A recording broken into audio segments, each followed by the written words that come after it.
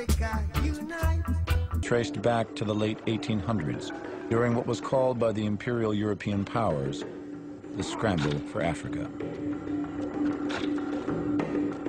Colonization was motivated by the European hunger for African resources. The subsequent exploitation of the African people and the uprooting of their spiritual values by Christian missionaries would leave a permanent European stamp on the continent.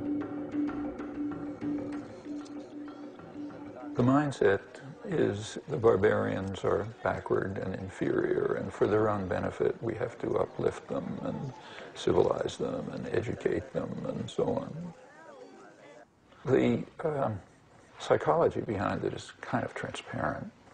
I mean, when you've got your boot on someone's neck and you're crushing them, you can't say to yourself, I'm a son of a bitch and I'm doing it for my own benefit.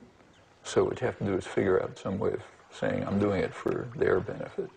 And that's a very natural position to take when you're beating somebody with a club. Britain cut the largest piece of African cake from Cairo to Cape Town, in addition to Nigeria and a few West African regions.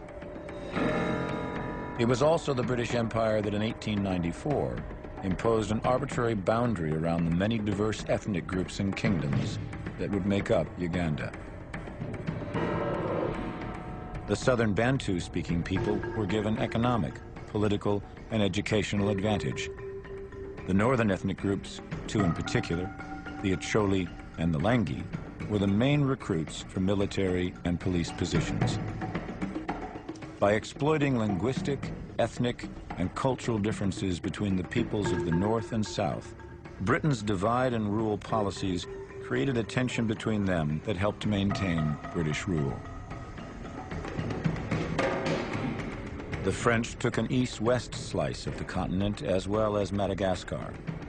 The Belgians took Rwanda, Burundi, and the Congo in what Joseph Conrad called the vilest scramble for loot that ever disfigured the history of human conscience.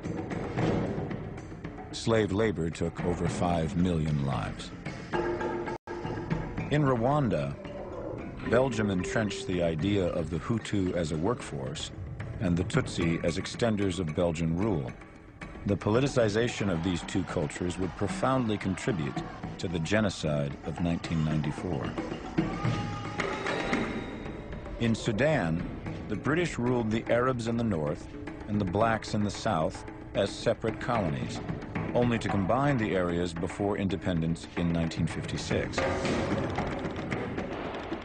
The result has been relentless civil war, the Darfur massacres being the latest tragedy.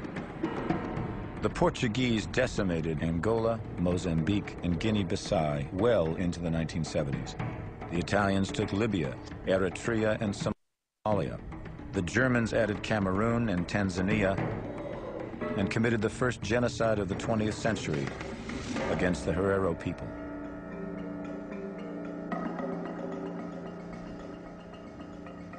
No colonial power is going to succeed unless it's going to play on existing divisions and sharpen them, increase them, exacerbate them.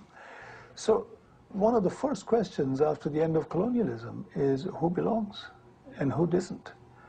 Who was part of the colonial struggle and who betrayed? And this is time to settle scores. Africa, unite, 'cause we're moving right out of Babylon, and we're going to our father's land. Yeah. How good and how pleasant